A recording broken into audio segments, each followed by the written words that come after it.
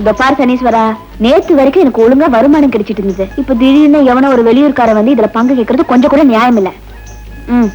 வரத்துக்குள்ள கொஞ்சம் சில்லறை எடுத்து வச்சிடுறேன். தயவு செஞ்சு தப்பா நினைச்சுக்காதுப்பா.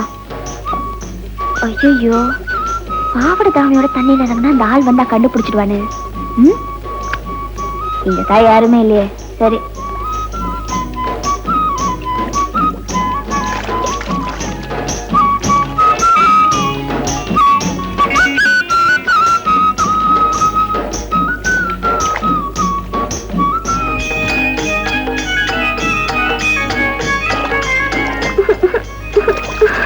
என்ன என்ன சினுங்கள்? துணிய கொடு. துணியா?